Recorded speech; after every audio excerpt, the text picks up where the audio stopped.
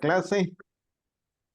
Pues vamos a iniciar entonces, después de toda esta semana de estar viendo el tema del análisis literario, pues vamos a entrar ya de lleno con el tema de las culturas literarias, las civilizaciones y expresiones literarias que vamos a estar viendo durante las siguientes 3 semanas.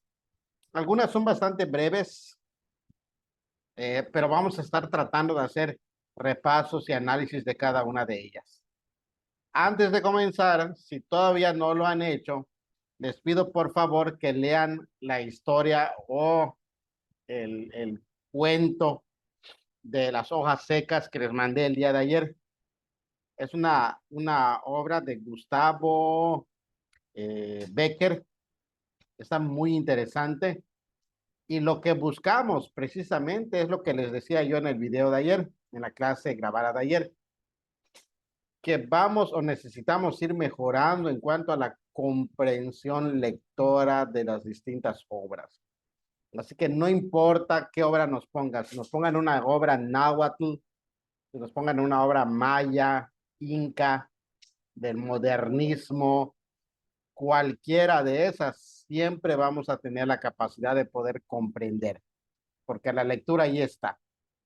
Algunas van a ser un poquito más complicadas que otras, pero siempre vamos a poder llegar al objetivo de comprender de qué trata. ¿Ok? Entonces, formalmente vamos a empezar con la literatura náhuatl. Módulo número 1. Esta literatura, o más bien esta cultura náhuatl, es una cultura especial. De hecho, existieron los náhuatl.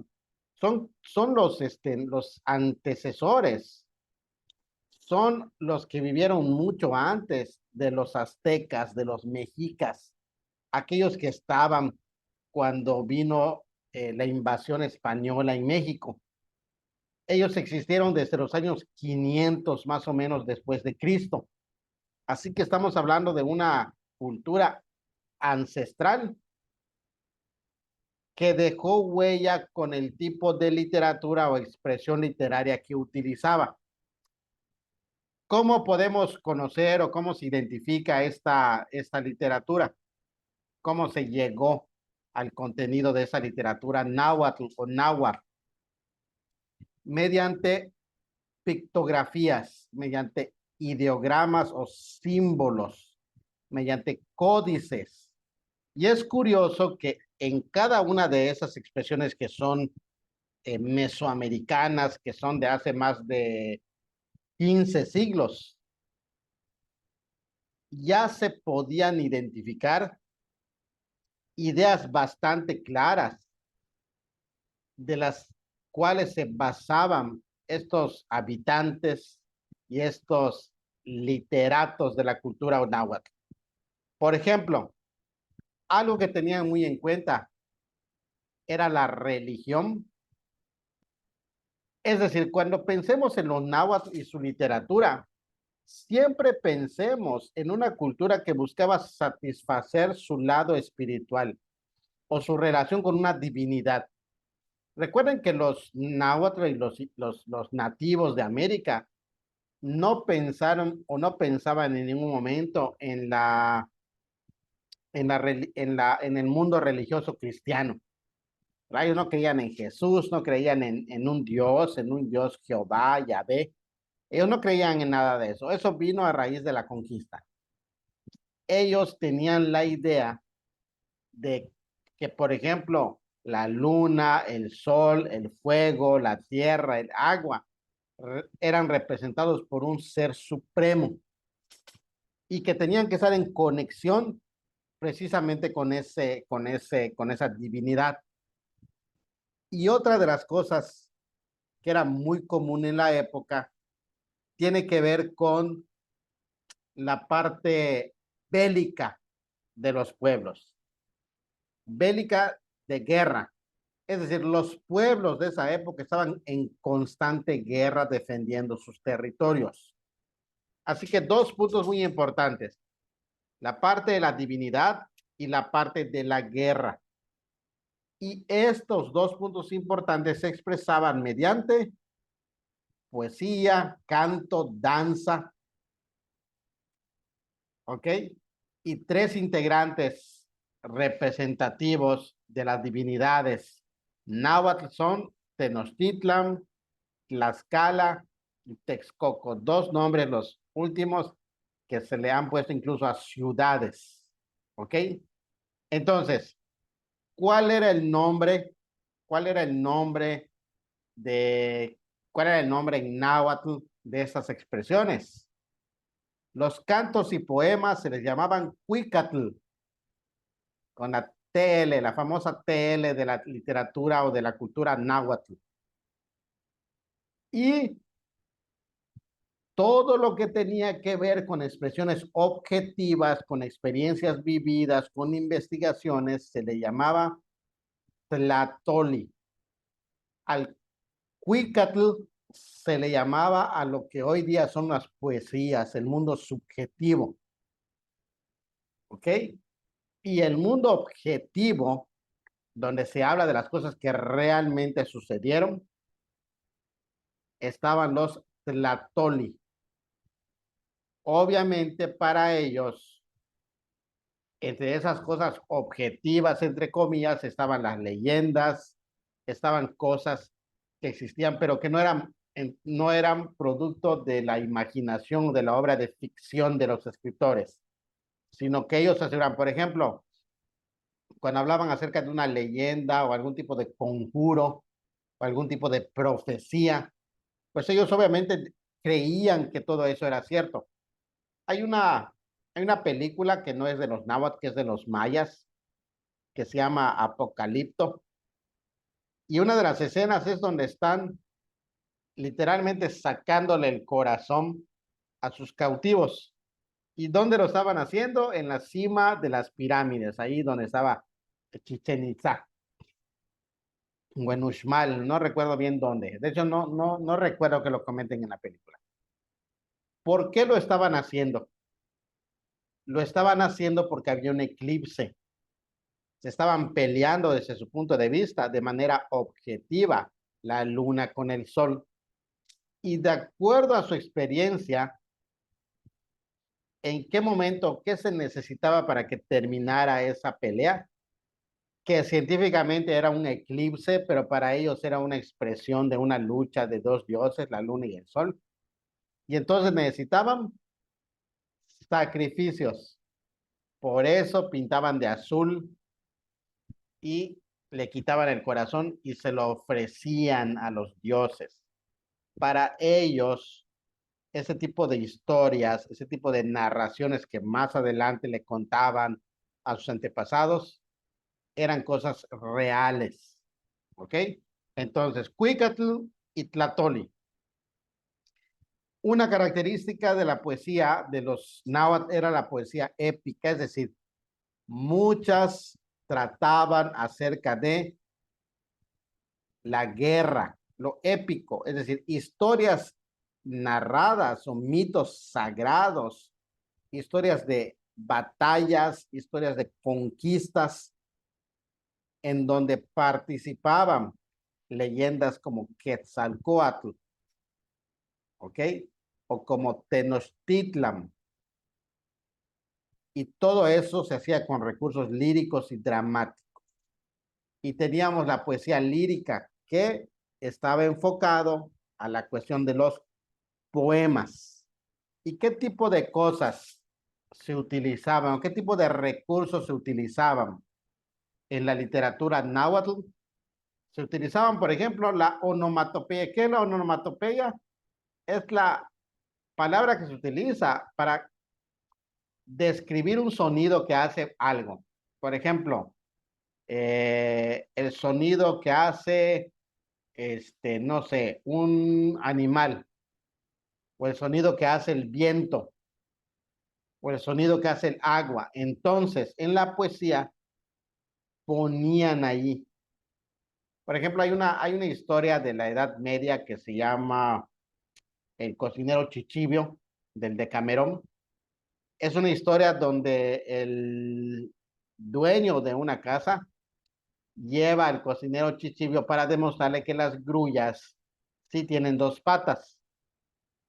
Y en una de esas se escribe en el cuento del cocinero Chichibio que el Mr. Conrado hace con HU.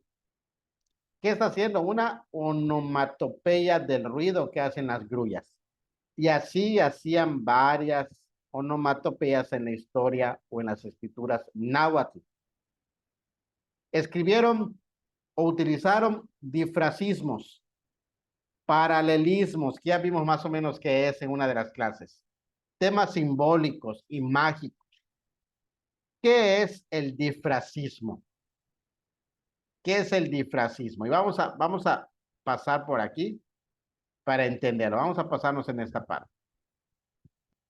El difracismo, dice, es la yuxtaposición o es la encimación o la unión de metáforas que juntas expresan un solo pensamiento. ¿Ok? Es decir, dice, dos sinónimos cuyo significado elude a un tercero, o dos palabras similares que eluden a un tercero. Por ejemplo, la palabra quetzali, que significa pluma de quetzal, en realidad no se está refiriendo, es la unión de dos palabras.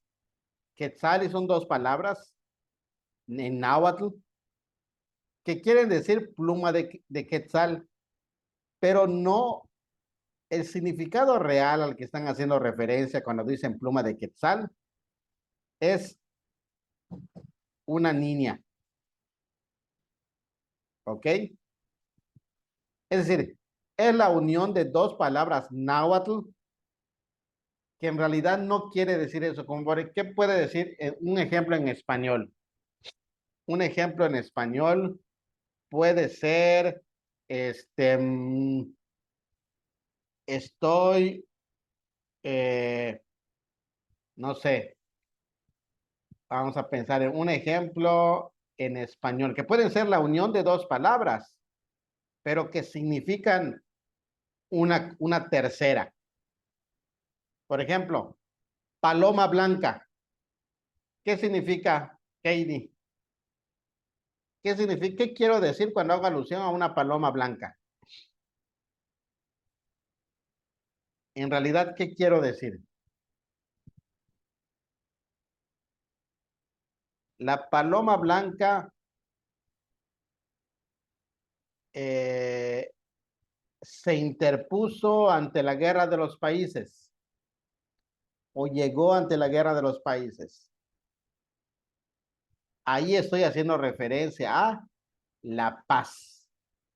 Fíjense, estoy utilizando dos palabras, pero en realidad quiero hacer referencia a una tercera.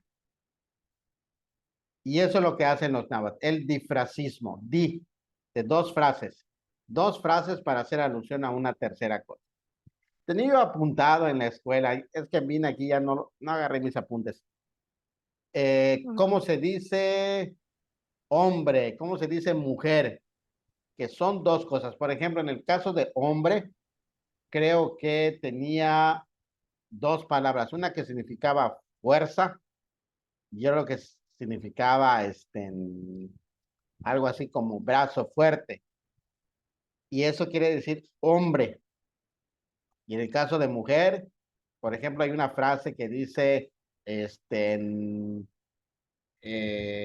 algo así como condición hermosa. Dos frases que en realidad para los náhuatl significaba mujer. Ese es el difracismo. El otro es el paralelismo que ya vimos, repetición de un mismo pensamiento en una frase. Solo venimos a dormir, solo venimos a soñar. Este es un paralelismo sinonímico. ¿Cómo sería un paralelismo antitético? Sería, por ejemplo, solo venimos a dormir, solo venimos a despertar o solo venimos a hablar, algo que se refiere a alguien despierto. Y tenemos el paralelismo que es sintético, que básicamente sería como, por ejemplo, solo venimos a dormir y acostados nos encontramos esperando el amanecer. La segunda frase y la tercera lo que hacen es complementar la primera. A eso se le llama paralelismo sintético. ¿Ok? Las culturas como las náhuatl se caracterizaban por la difusión de los mitos. Las culturas prehispánicas, ¿qué significa prehispánico? Antes de ser conquistados por los españoles. ¿Ok? La cultura que tenían ellos consistía en explicar muchas de las cosas que no habían tenido intervención de los conquistadores. Hablaban acerca de la naturaleza, utilizaban, por ejemplo, símbolos de los colores. Cuando hablaban del pasto, decían que era un pasto verde. Cuando hablaban del cielo, decían que era un cielo azul, y así sucesivamente. ¿Ok? Y para ellos era importante identificar a los que eran los dioses o los creadores de la tierra. Y en el caso de aquí, nada más como ejemplo, están los creadores de la tierra de acuerdo a la concepción maya, Tepeu y Gucumatz. ¿Ok? Otra de las cosas que hacían es la repetición. Dice, vienen en escuadrones los manchevos o los mancebos. Fue emplumado mi esclavo, no me hago temer, yo me hago temer. Está emplumado mi esclavo. Dice, yo me hago temer, yo me hago temer. Era una manera de resaltar las expresiones repitiéndolas. ¿Ok? Uso de colores. Los epítetos es algo así como cuando alguien expresa algo, pero usa adjetivos. El cielo azul está muy hermoso.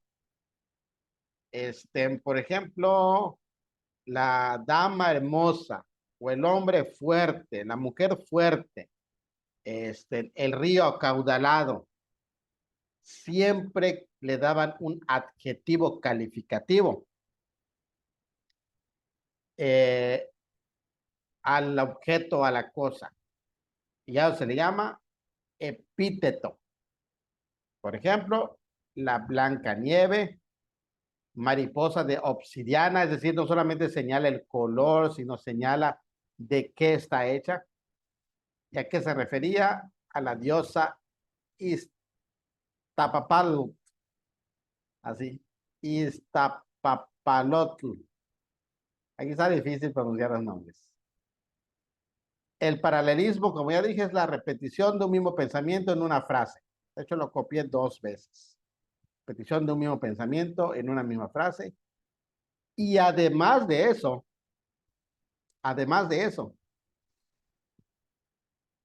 utilizaban la prosa. Consiste en textos didácticos, proverbios, máximas, exhortaciones, así como consejos que fueron transmitidos oralmente de padres a hijos con la ayuda de la memoria, pero que no necesariamente tienen que ver con la poesía. Prácticamente todas las culturas, prácticamente todas las civilizaciones literarias siempre tenían los 3 elementos. Tenían el elemento de la lírica épica, cuando hablaban de las guerras, de todo lo que habían participado. La poesía lírica, que es todo lo que tiene que ver con la poesía tradicional, verso, rima, ritmo, figuras literarias como son la paradoja, la metáfora, la imagen, la comparación, la hipérbole y todo eso. Y también la prosa, que es donde explicaban sin ningún tipo de reglamento más que el ortográfico básico, explicaban la situación. ¿Qué sería para nosotros más fácil, escribir un poema o escribir un ensayo? ¿Qué sería más fácil, Heidi, en tu caso? ¿Un poema o un ensayo? Mm, un poema. ¿Sería más fácil para ti un poema? Pues, Sí. Pero la idea que tenemos de la prosa, a veces, ujú, yo diría que es más difícil escribir un poema, porque la prosa, desde que escribamos, por ejemplo, la clase de literarios es muy aburrida. Es escribir en prosa. Eso es escribir en prosa. Pero vamos a convertir eso en poesía. ¿Cómo Ok. convertimos una idea en poesía? Ahora le tenemos que rebuscar, porque tenemos que hacer que rime, a lo mejor tenemos que hacer que tenga una cantidad de sílabas, utilizar muy bien las palabras, ortográfica, gramaticalmente, semánticamente, y entonces ahí es donde se convierte, donde está la dificultad. Ujú. Pero la prosa es muy necesaria porque la prosa se utiliza para prácticamente el 90% de nuestra literatura convencional y cotidiana. Cuando, por ejemplo, leen el reglamento de la escuela, está en prosa. Ya quisiéramos tenerlo en poesía, ¿verdad? Para que Sí. lo puedan leer. La dificultad de la poesía es más grande. Ujú. Entonces, siempre va a haber esos dos, que básicamente replican lo que desde el día uno dije. La poesía es lo subjetivo, es donde están involucrados las emociones, los sentimientos del autor, basada en varias reglas. La prosa normalmente se escribe lo objetivo, se escribe lo que realmente sucede y sucede que, por ejemplo, ¿qué es más fácil? ¿Decir una verdad o una mentira? Es más fácil decir la verdad, ¿verdad? Bueno, Decir una mentira tiene que cuadrar de todas formas. Por ejemplo, si yo le quiero decir una mentira a la directora, ¿sabes qué? El lunes no di clase, pero no di clase porque se fue la luz en mi casa. Ya dije una mentira. Entonces, en una de esas me va a decir, oye, y tú tienes, no sé, si yo no tuviera datos en mi teléfono o no tuviera yo Wi-Fi, por ejemplo. Como se va la luz, pues no tengo Wi-Fi. Oye, ¿cómo es que me estabas mandando mensajes? Entonces tengo que inventar otra mentira. Ah, lo que pasa es que mi esposa tenía crédito y me pasó sus datos y te mandé mensaje. Y así voy haciendo una bolita de nieve. Es más difícil lanzar una mentira. Es más difícil hacer una metáfora, es más difícil. Obviamente hay personas a que se les facilita más que a otros y eso es una realidad, ¿ok? Entonces, básicamente, de hecho, veo que aquí en la presentación, curiosamente, no quité la... ¿Pudiste ver esa presentación, Heidi, que les mandé? Esa el, del módulo el que uno. mandó en el grupo. No, en Classroom lo mandé.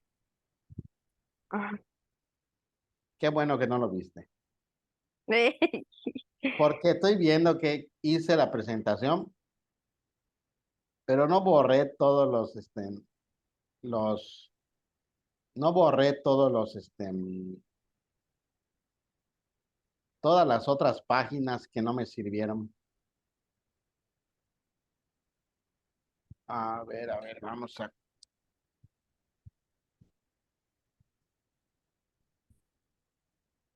no borré todas las páginas que no me sirvieron y entonces ahí te lo voy a mandar.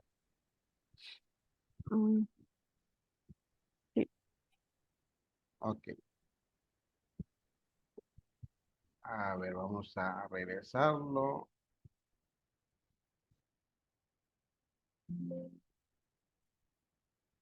Ok, entonces vamos a cambiarlo aquí en el Classroom. Sí, entonces vamos a hacer una cosa. Vamos a tratar ahorita de leer un fragmento. Vamos a tratar de leer un fragmento del repaso del módulo uno.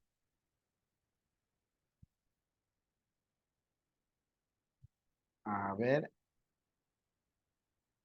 vamos a eliminar acá y vamos a subir el otro para ver qué tanto entendemos.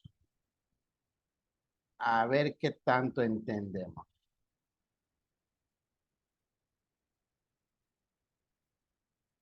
Semana uno.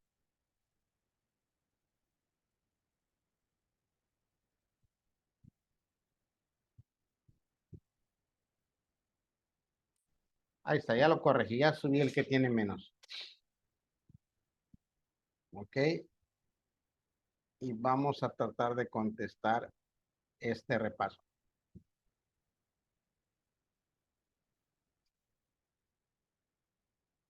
Ahí está. Aquí está. Es repaso del módulo número 1. Lo que acabamos de ver tiene su respectivo repaso. Literalmente cada módulo tiene un repaso. Son como 14, 16 módulos y creo que 13 tienen repaso. Entonces, eso lo tengo diseñado así esta clase para que literalmente todas las clases tengamos que estudiar a fuerza por medio del repaso. ¿Ok? Entonces, vamos a leer. Voy a leer este fragmento. Dice, hacen estrépito los cascabeles. El polvo se alza cual si fuera humo. Recibe deleite el dador de la vida. Las flores del escudo abren sus corolas, se extiende la gloria, se ensalza en la tierra. Enlaza, perdón, en la tierra. Hay muerte aquí entre flores, en medio de la llanura. Junto a la guerra, al dar principio la guerra, en medio de la llanura, el polvo se alza cual si fuera humo. Se enreda y da vueltas con sarteles floridos de muerte. ¿Qué recurso literario se emplea en la expresión el polvo se alza cual si fuera humo? Símil o comparación, imagen, alegoría o metáfora. Dice, el polvo se alza cual si fuera humo. ¿Qué será? Piensen en todos los que vayan a ver la clase, estén viendo la clase grabada. ¿Qué será? Acuérdense de las cuatro. Vamos a explicar otra vez las cuatro. Símil o metáfora es la comparación, símil o comparación, perdón, es la comparación, porque así la palabra es la comparación de dos cosas que no son la misma cosa, pero se parecen. Y se utilizan conexiones como, tal cual, parecido a, semejante a. Imagen es como que la descripción vívida de una situación. Por ejemplo, ahorita con el fondo que tengo, el arbusto verde reluciente, en vez de decir un florero, el arbusto verde reluciente. La alegoría es la sucesión de ideas o un conjunto de metáforas. Y la metáfora también es una comparación, pero sin la partícula como. No parece que se está comparando. ¿Cuál de estas sería? ¿Qué recurso literario se emplea en la expresión el polvo se alza cual si fuera humo? Vamos a marcarlo. Sería una símil o comparación. Porque dice cual si fuera humo. Como si fuera humo. Imagínense el polvo levantado y dice es como si fuera humo. Por tanto, es un símil o comparación. A lo largo del fragmento, el autor muestra una actitud de mesura, pesimismo, exaltación, incredulidad. Y aquí vamos a marcarles una tarea. Cada vez que vean una palabra que no conozcan, búsquenlo, porque en el examen, si se dan cuenta con esto, que es un modelo, pueden utilizar palabras que quizá no conozcamos. ¿Qué significa mesura? Medido. El autor se torna o se muestra medido, acomedido, tranquilo. Pesimismo, que ya perdió la fe en la situación. Exaltación, que está muy emocionado. Incredulidad, como su nombre lo dice, que no cree, que no entiende lo que está pasando. ¿Cuál será? Hacen estrépito los cascabeles, el polvo se alza cual si fuera humo, recibe deleite el dador de la vida. Las flores de escudo abren sus corolas, se extiende la gloria, se enlaza en la tierra. Hay muerte aquí entre flores, en medio de la llanura, junto a la guerra, al dar principio la guerra, en medio de la llanura, el polvo se alza cual si fuera humo. Se enreda y da vueltas con sarteles floridos de muerte. ¿Cuál de estas palabras describe mejor el tono que se le da a esta lectura?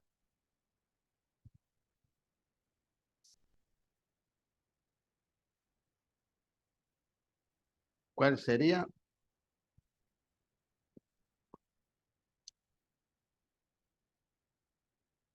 Sería, ¿cuál dirías, Heidi? Vamos a aprovechar que estás acá.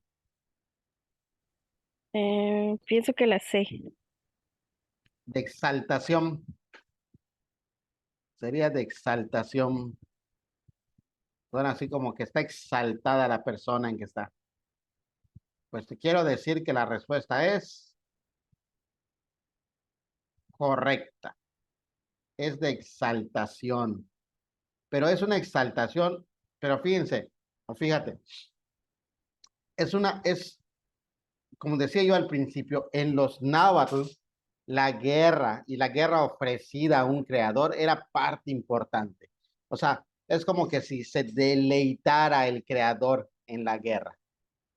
Y aquí lo que está haciendo está describiendo como que el avance de los combatientes. Hacen estrépito los cascabeles, el polvo se alza cual si fuera humo, están corriendo, se están enfrentando. ¿Ok? Excelente. Y vamos a dejar las siguientes 7 preguntas, más bien las siguientes 6 preguntas para que contesten. Les voy a enviar aquí en el grupo de WhatsApp, voy a enviar el documento para que lo puedan checar y así vamos a ir avanzando. Módulo 2, hacemos un pequeño repaso. Módulo 3, un pequeño repaso. En muchas ocasiones vamos a utilizar el formulario DAIPO. ¿Conoces el formulario DAIPO, Heidi? ¿Lo has utilizado para No, estudiar? profe. No. No, pues ahí lo vas a conocer y les voy a explicar cómo funciona. Ok. Les voy a explicar cómo funciona. Porque es un documento que algunos lo usan mal y a Ah, veces hasta me dicen a mí, ¿por qué utilizas me regañan porque lo utilizo? Pero el asunto no es tanto utilizarlo, porque es lo que pasa que es un recurso que está en internet, que se supone que con esos cuestionarios puedes pasar los exámenes. El detalle que hay que saber elegir cuál te puede servir, porque hay ok. algunos que están llenos de errores. Están Mm, llenos, entonces no sabes tú cuál tiene un error y cuál no. Y si tú estudias uno que tiene muchos errores, pues vas a reprobar. claro. Entonces, no sugerimos que busquen individualmente, sino que lo que el maestro o los maestros les envíen con base a esa asignatura, en esa se deben basar, porque ya yo, por ejemplo, busco uno checo y muchas veces solo tiene 1 o 2 errorcillos, incluso me sirven para mostrarles este, como ejercicio de que detecta, algo así como detecta la pregunta donde hay un error. Así, por ejemplo, hay algunas donde dice que está bien una respuesta que está mal. Entonces hay alumnos que ya, como ya estudiaron, le hacen screenshot y me mandan y me dice, maestro, me dice, aquí yo puse esto que sé que está bien y aquí el formulario me pone que está mal. Lo buscamos en la página o en el material y comprobamos que lo que está fallando es el formulario. ¿Ok? En esta materia en particular vamos a utilizar porque a alguien se le ocurrió la maravillosa idea de hacer los repasos de DAIPO por módulos. Así que hay de módulo 2, de módulo 3 y así sucesivamente. Muy bien, entonces la tarea va a consistir en terminar de contestar las siguientes 6 preguntas de repaso y y mandármelo para que yo lo cheque. Ya empezamos entonces con el módulo 1. El lunes vamos a pasar con la literatura maya. con los mayas. Vamos a ver qué dicen los mayas. Y vamos a estar empezando con lo que terminamos del módulo anterior y así para que nos alcance el tiempo con repaso, módulo nuevo y otro repaso. ¿Alguna pregunta, algún comentario? No, maestro, ¿Todo bien? todo bien. Muy bien, pues estamos pendientes. Entonces no se olviden los demás de avisarme conforme vayan viendo las clases grabadas. Y pues te agradezco mucho, Heidi, que te has conectado toda la semana. Excelente. Disfruta tu fin de semana y nos vemos hasta el lunes. ¿Ok? Bueno, gracias, profe. Hasta luego, nos vemos. Mm.